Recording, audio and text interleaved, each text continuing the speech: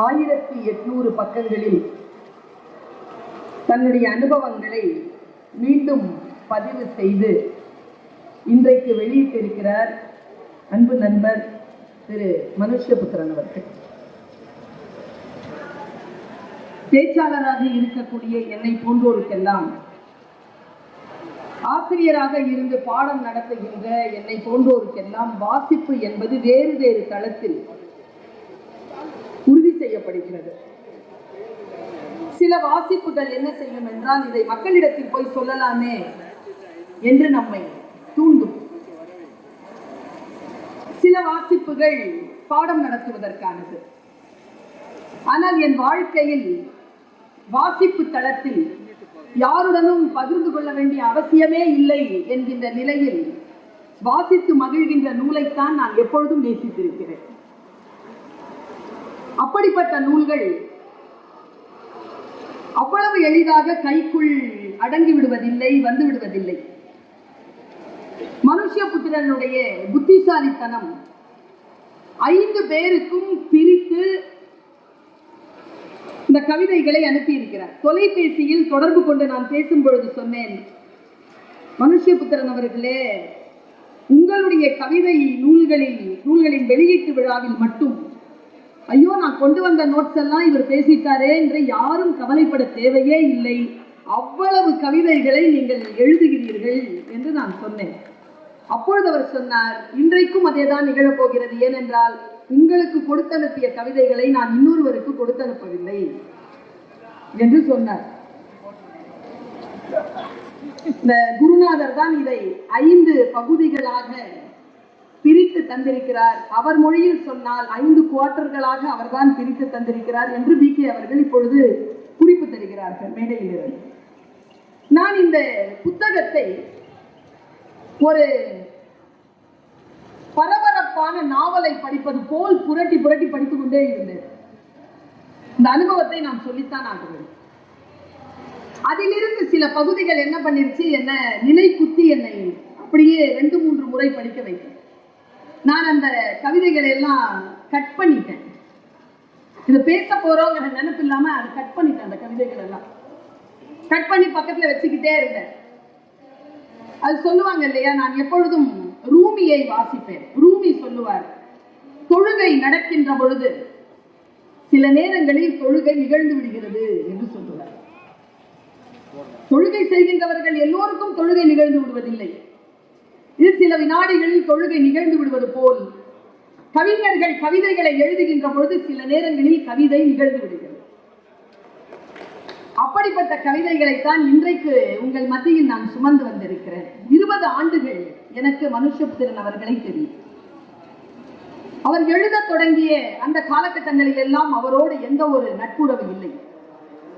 2000ற்கு மேல்தான் அவருடைய புத்தகங்களை வாசிக்கின்ற வழக்கம். சொன்னா எப்படின்னா, அவர் ஏதாவது ஒரு புத்தக வெளியீட்டு விழாவில் கண்டிப்பா என்ன கூப்பிட்டுருவார். அதுக்கு ஒரே காரணம் தான், அதையும் சொல்லிடவா மனுஷத்துக்கு, ஏமா நீ பேசுறது முக்கியம் இல்லம்மா, நீ பேசுனா அந்த புக்கை வாங்கிட்டு போறாமா அப்படின்ட்டு. அந்த மாதிரி தான் ஒரு புத்தகத்தை நான் இப்படி பேசினேன்னா, கோயம்புத்தூர்ல சேரன்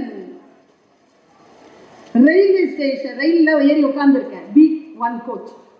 ஒருத்தர் வந்து நின்றுட்டு, பர்வீன் சுல்தானா அப்படின்னாரு. ஆமாங்க, 70 ரூபாய் கொடுங்க அப்படின்னாரு. ஏன் அப்படின்னு, நீங்க அந்த புத்தக விழாவில் பேசுறதை நம்பி அந்த புக்கை வாங்கிட்டேன், பேச்சு தான் நல்லா இருந்துச்சு, புக்கில் ஒன்றும் இல்லை. ஆனால் அந்த ஆபத்து எனக்கு மனுஷ்யபுத்திரங்களின் புத்தகங்களை பேசுகின்ற பொழுது வருவதே இல்லை. மிக சிறப்பான அனுபவங்களை பகிரக்கூடிய ஒரு வாய்ப்பை அவர் அந்த வாசிப்பு அனுபவத்தில் தருகிறார். வெயில் ஆர் இசை யார் பேசினார்னு தெரியல, அல்ல வசந்த பாலன் பேசினாரான்னு தெரியல. இங்க மேடையில் உட்கார்ந்து இருக்கின்றவர்கள் எல்லாம் தீவிரமான தன் துறையிலே தீவிரமாக களமாடி கொண்டிருக்கக்கூடியவர்.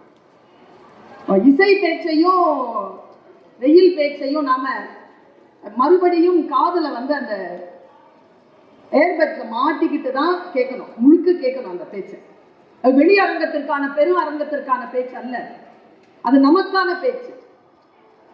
ஆழமாக நாம் இருந்து உள்வாங்கி, யார் இந்த மனுஷ்யபுத்திரன், அவன் கவிதைகளை எப்படி எழுதி கொண்டிருக்கிறான், சக காலத்தில் எழுதுகின்ற தீவிர கவிதைகளை எழுதக்கூடிய எழுத்தாளர்கள் அவன் கவிதைகளை எப்படி மதிப்பிட்டுக் கொண்டிருக்கிறார்கள் என்கின்ற ஒரு திறனாய்வை நாம் தெரிந்து கொள்ள வேண்டும் என்றால் இந்த 2 பேருடைய பேச்சை நாம் திரும்ப கேட்டார்கள்.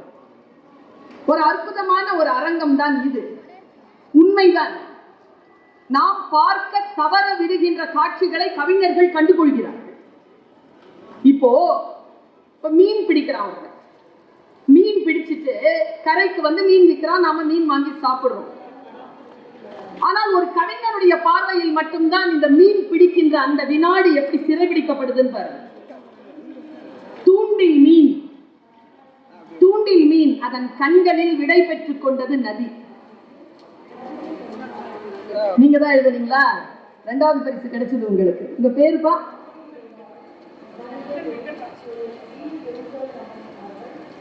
அந்த கவிதை எழுதுகின்றவர் இந்த அவையில் இருக்கிறார். இந்த அவை எவ்வளவு தீவிரமான அவை பாருங்க. மிக முக்கியமாக நாம் காண தவறுகின்ற ஏதோ ஒரு பக்கத்தை அந்த கவிஞருடைய கண்கள் கண்டுகொள்கின்றன. என்ன வித்தை தெரியுமா? அதை அவர்களுக்கு பதிவு செய்ய வருகிறது, அவர்களுக்கு மொழி கைகூடுகிறது. நான் இப்படி யோசிக்கிறேன், தற்போதைய தலைமுறையினுடைய மன தவிப்பை மனுஷ்யபுத்திரன் போல் வேறு யாரும் பதிவு செய்யவில்லை என்கின்ற வாக்குமூலத்தை என்னால் தந்துவிட முடியும்.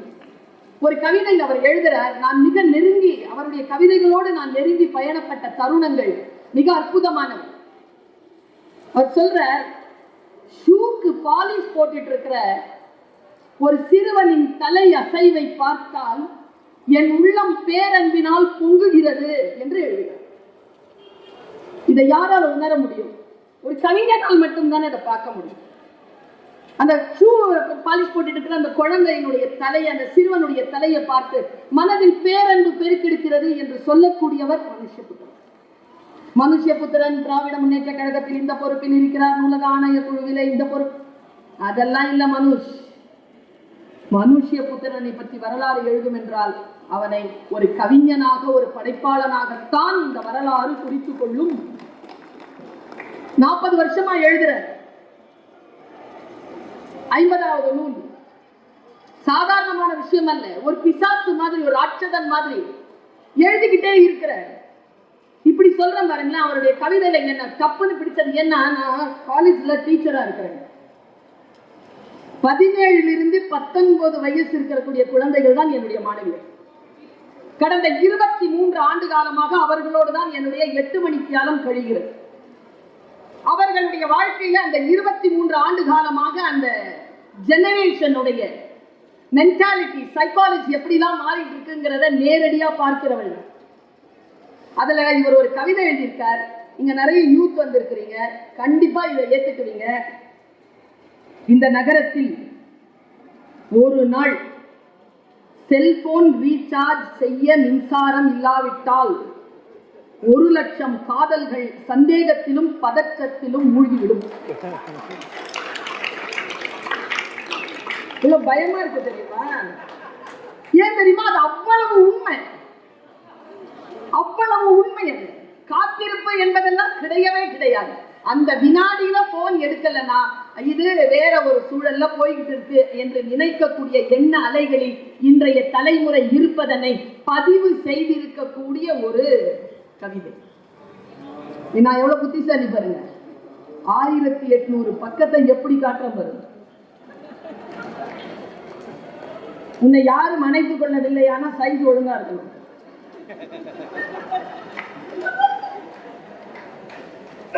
ரொம்ப அழகான ஒரு கவிதையை சொல்றேன். பெண்கள் நிறைய பேர் இருக்கிறீர்கள், கவனம். எப்பவுமே ஒரு பெண்ணால் புரிந்து கொள்ளவே முடியாத, தவிர்த்து போயிருக்கக்கூடிய, இதுவரைக்கும் யாரும் பேச துணியாத ஒரு பேசா பொருளை போட்டிருக்கிறார். மூடிய கதவுகளை திறக்காதே என்ற கவிதையில். பெண்களாக இருந்து இதை புரிந்து கொள்ளலாம் என்று நான் நினைக்கிறேன். சில ஆண்களுக்கும் அது வாய்க்கும். பெண்கள் கொஞ்சம் போர்ஸா இருந்தாங்க. உன்னை ஏமாற்ற வேண்டும் என்று யாரும் எதையும் உன்னிடம் இருந்து மறைக்கவில்லை. நீ நேசிக்கும் எவரிடமும் யார் குறித்தும் அது யார் என்று கேட்காது. எவ்வளவு நாளாக தெரியும் என்று கேட்காது. நீ நேசிப்பவரின் காலர் ஹிஸ்டரியை காட்ட சொல்லாது. அவர்களின் இன்பாக்ஸை திருட்டுத்தனமாக திறக்காது. இரண்டாம் அழைப்பில் இவ்வளவு நேரம் இருந்தது யார் என திரும்ப திரும்ப கேட்காது. உனக்கு தர மறுத்த சந்திப்பை இன்னொருவருக்கு தருவது ஏன் என முறையிடாது. உன்னை ஏமாற்ற வேண்டும் என்று யாரும் எதையும் மறைக்கவில்லை. உன் மீதான கருணையினால் தான் அது மறைக்கப்படுகிறது. கோபத்துல உங்களுக்கு அப்படியே வந்து விஷம் வச்சு கொண்டுடலாமான்னு தோணுச்சு. உன் இதயம் ஒரு கண்ணாடி கோப்பை போல சிதறாதிருக்கத்தான் அது மறைக்கப்படுகிறது. உண்மைகளுக்கு உன்னை தயார்படுத்திக் கொள்ளவே அது மறுக்கப்படுகிறது. இப்பதான் வருது உண்மை. உடனடியாக அல்லாமல் நீ ஒரு பனிக்கட்டியை போல அவர்கள் வாழ்வில் இருந்து கொஞ்சம் கொஞ்சமாக உருகி மறையட்டுமே என்பதற்காகத்தான் அது மறைக்கப்படுகிறது.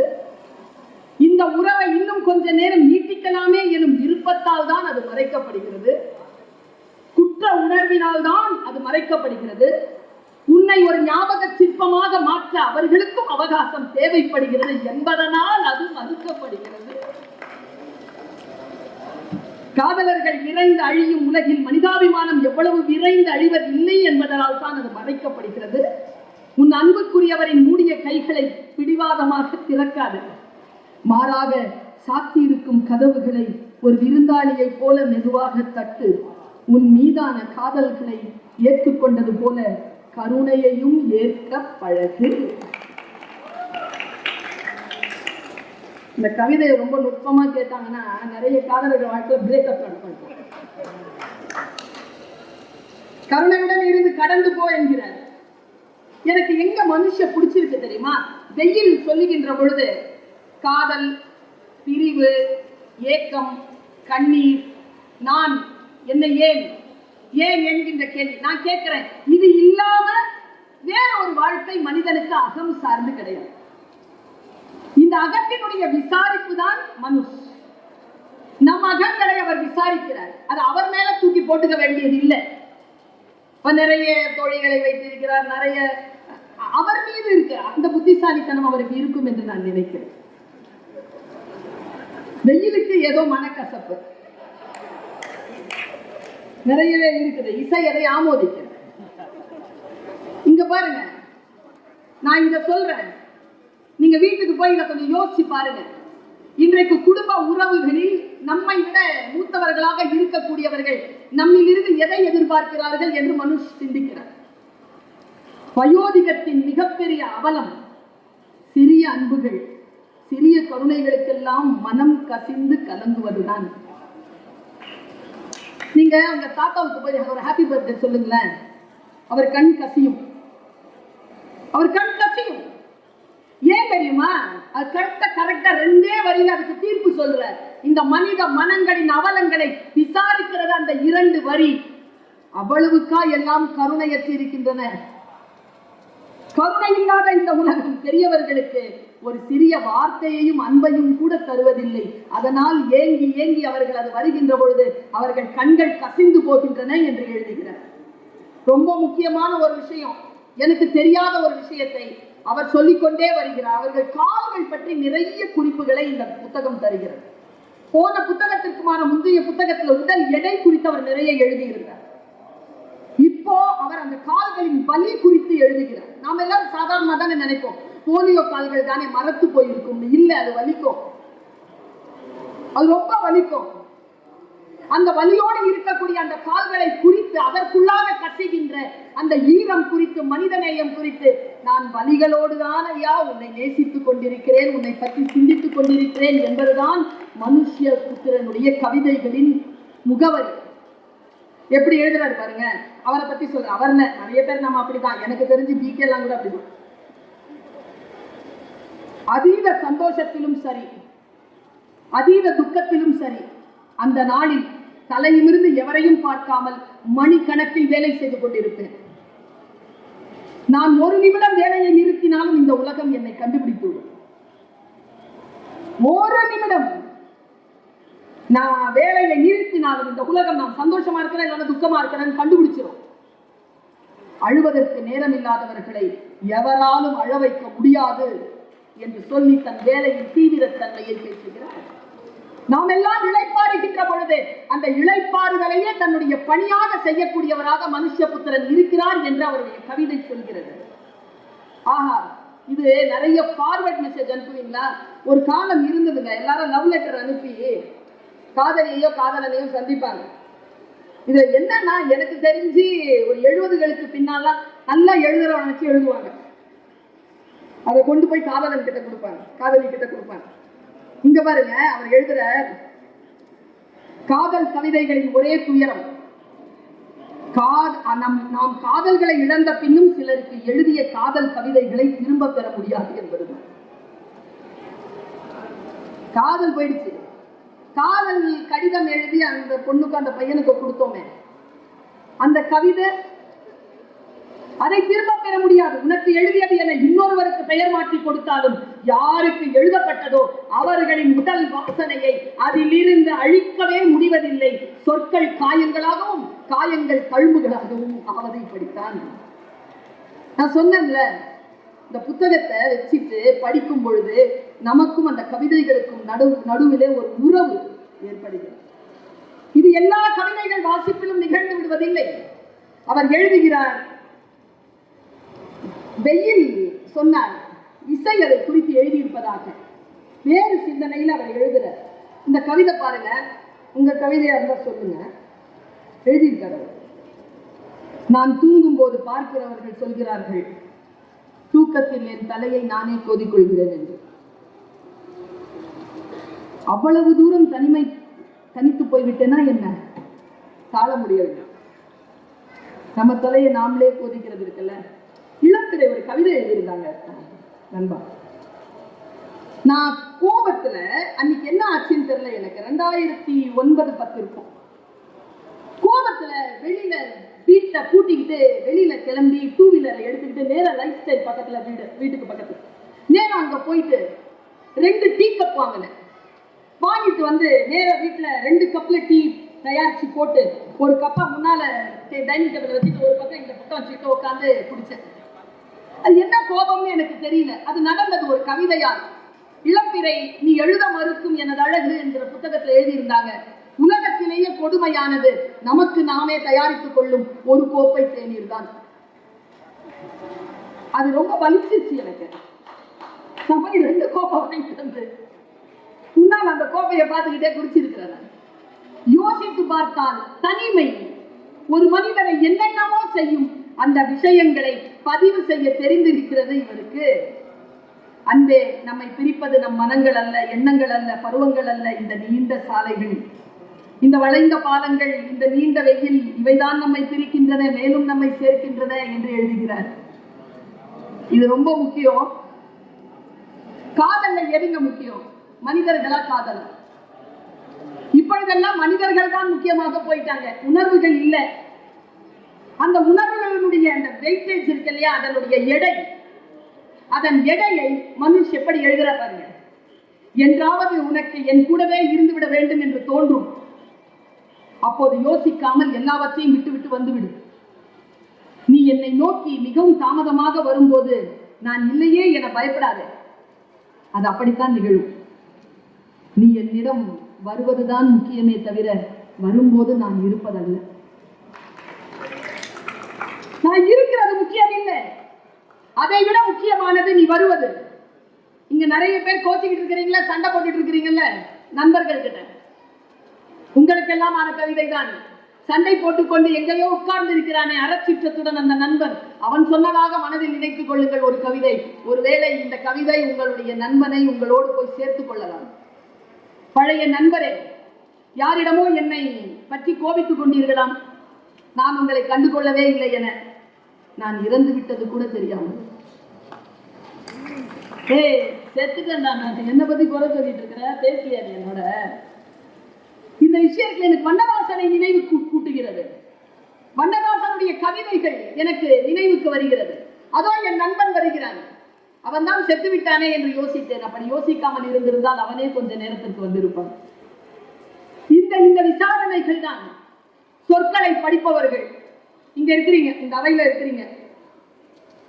இந்த வயசு பத்தி ஏதோ பேசிட்டு இருந்தாங்கன்னா 50 வயசு ஆயிடுச்சு, எவ்வளவு வச்சு முந்திக்கிட்டு சொல்லுங்க, நான் 50ஓட நிறுத்துறேன்.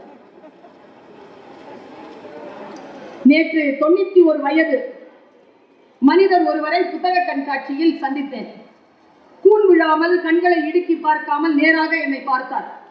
கையில் ஒரு புத்தக பையில் சுமந்து கொண்டு இன்னொரு கையில் ஒரு துண்டு சீட்டை என்னிடம் நீட்டி, இந்த புத்தகம் எங்கே கிடைக்கும் என்று பார்த்து சொல்லுங்கள் என்றவிடம் பேச்சு கொடுத்தேன். தம்பி, உன் புத்தகங்களும் என்னிடம் இருக்கின்றன. நீ அன்பின் பெயரால் சாத்தானின் வரிகளை எழுதுகிறாய். மேலும் எனக்கு 91 வயதாகிறது, சலிப்பின்றி படிக்கிறேன் என்றார். 91 வயதா? என்னால் நம்பவே முடியவில்லை. என் நண்பர்கள் 40 வயதிலே முதுமை அடைந்து விட்டார்கள். அவர் சொன்னார், நீ ஒன்றை புரிந்து கொள், சொற்கள் எழுதுபவனைத்தான் சாவுக்கு அழைத்து செல்லும், அதை படிப்பவனை அல்ல என்று சொல்லியபடி அவர் ஒரு சிறுவனாக மாறி நடந்து செல்வதை என் கண்ணார கண்டேன் என்று எழுதுகிறார். நான் இப்படி சொல்லி நான் நிறைவு செய்கிறேன். எது தெரியுமா வாழ்க்கையில? எது தெரியுமா பேச்சு? எது கவிதை தெரியுமா? யார் எழுத்தாளர்கள் தெரியுமா? பேசிட்டு போறவங்க இல்ல பேச்சாளர்கள். பேசிட்டு போனதுக்கு அப்புறமாவும் உங்களோட பேசிக்கிட்டே இருக்கிறவங்க தான் பேச்சாளர்கள். எழுதுறவங்க எல்லாம் எழுத்தாளர்கள். அவர்கள் எழுதி முடித்ததற்கு பிறகும் அவர்கள் உங்களுக்குள்ளே எழுதி கொண்டே இருக்கிறார்கள் அல்ல, அவர்கள் தான் எழுத்தாளர்கள். கவிதை எழுதி முடித்ததற்கு பிறகும் அதை வாசிக்கின்றவர்களுடைய வெளியிலே கவிதை நிகழ்ந்து கொண்டே இருக்கிறது இல்லையா, அவன்தான் கவிஞன். அப்படிப்பட்ட கவிதைகளை எழுதக்கூடிய ஆற்றல் மனுஷுக்கு வந்திருக்கிறது. நீ அப்படி அன்றைக்கு சொன்னாயே என்று யாரிடமும் கண்ணீருடன் கேட்டு விடாதே.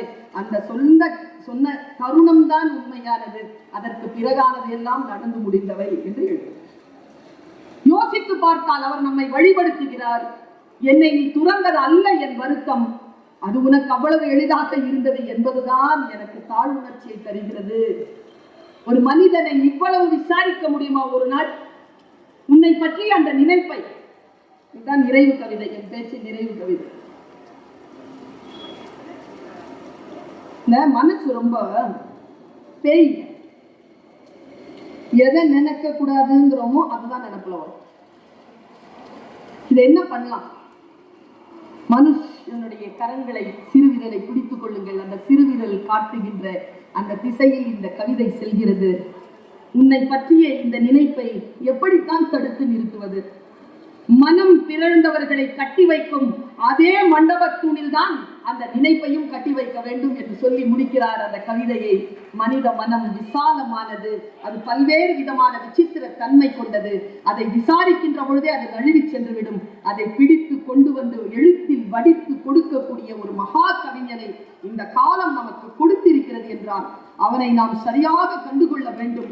பிரபஞ்சன் இறந்த ஒரு மாபெரும் எழுத்தாளர் பிரபஞ்சன் சொன்னார், இந்த உலகத்திற்காக நான் எழுதுகிறேன், இந்த உலகம் என்னை பார்த்துக் கொள்ள வேண்டாமா பாருங்கள். அந்த கடமை உணர்வு இவர்களுக்கு எப்பொழுது வரும் என்று கேட்டார். அந்த கடமை உணர்வு நமக்கு இருக்கின்ற பொழுது இத்தகைய படைப்பாளர்கள் இன்னுமாய் நம்மை பற்றி யோசிப்பார்கள், நிறைய கவிதைகளை கொடுப்பார்கள். 1900 ரூபாய்க்கு அந்த புத்தகம் விற்பனைக்கு இருக்கிறது. இன்றைக்கு ஒரு நற்செயலை செய்யுங்கள், அந்த புத்தகத்தை காசு கொடுத்து வாங்கி வீட்டிற்கு அழைத்து செல்லுங்கள். உங்களுடன் மனுஷபுத்திரனும் வருவார். வாய்ப்புக்கு மகிழ்ச்சி.